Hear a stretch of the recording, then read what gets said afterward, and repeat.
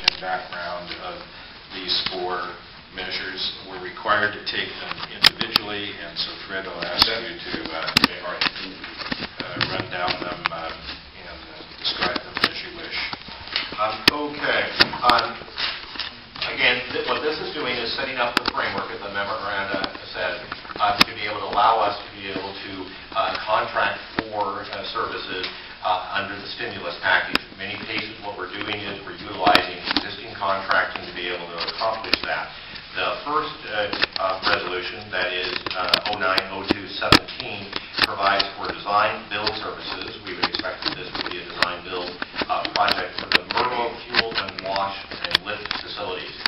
Our Merlot facility, we are surprised in some regards that the current fuel wash facility has actually fallen down. I mean, it's really in very bad state of repair. Likewise, the lift facility, which is right next to it, if you recall, that is the building that has the sod roof and others. That is a clean water services building. We ultimately need to be able to move out of that to make room for clean water services expansions. We need to be able to build, and we would right in that same area, really between the two facilities, a building to house our lift service on the west side. This resolution would allow us to be able to provide for that contract as a design-build contract. Great. Is there a motion? Just for discussion, so moved. Okay. Second? Second discussion. Fred, when regarding this portion, that would mean that you would choose the people for the design deal, or would we have competitive bidding against them in that? Neil, we will advertise this as a design build or have. Go ahead. And I might note that in a design build, what we're doing is combining both design services and the construction services, but there still is a competitive component to that. So there still is pricing components, which is part of the selection criteria. So we still ask for a sharp pencil when we do a design build, but it is not a standard low bid public works contract where we provide a design and then ask somebody to provide a fixed pricing. We're asking for a package, which is both design services and construction services in one price. But anybody who wants to be able to submit against that design build Absolutely is able to. Just real quickly, who is our agency's contract with these for? Us. I wasn't sure. Yeah. Okay. Is this more for expediency? Yes, the design, these are also, what we've always considered, and maybe this is the best way to be able to describe this, Board Member Larbach, if there are places where you're going to have lots of sensitivity, you want to do changes, manage through a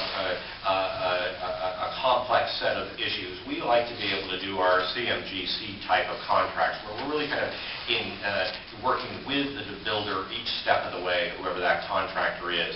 When there are very straightforward things, we believe that what we are able to get the lowest price for and to move at the quickest speed, and both are important, is to be able to do a design build. A building such as is represented here, both for the lift facility as well as the replacement of the fuel and wash facility, are very straightforward, just straight construction stuff. And we think that both design build does that at the lowest price and at the fastest speed. That is necessary, that speed is necessary because of the requirement of the 120-day to obligate dollars. Yeah, that was my thought, and I'd be more interested in quality than low price. But I'm sure you guys get that, and that may be another opportunity to move in that direction. Thank you. Absolutely. Yeah. Why don't you stay there, Neil, while we run through the others and there's their questions. Okay. Is there further discussion on 17? All those in favor? Aye. Opposed? Next is 09-02-18. This is another design build, so it's the same type of contracting method. Again, We expect competition for this and would move, obviously, in the way to be able to get both quality and speed. However, this does deal with kind of a conglomeration of a series of different improvements to the rail program, to our existing light rail. And again, this is that part of improvement of the infrastructure or repairing failing infrastructure. And in this case, it involves a number of things such as installing power switches. What that means is right now, if we're pulling in and it is not a power switch, we actually have to have somebody flag a supervisor flag the train in, be able to actually manually throw the switches and so on. Power switches allow us to be able to do that from the cab, and that it means that when we're using it on a regular basis, it is a much more efficient. There are also other elements that are very important. What I highlight, because I think it's important certainly on the west side, and that is to be able to install a pocket track west of Willow Creek Station. And what that really allows us to do is to be able to take the red line, which currently, coming from the airport, goes out to Beaverton Transit Center and then goes back in. This establishment of a pocket track would allow us to be able to take it out to that station, that Willow Creek Station, turn the trains around and come back in. What it does is it adds more capacity to be able to take just regular riders out further west, but we don't think the numbers justify going as far as Hillsborough, the government center station, Hatfield station.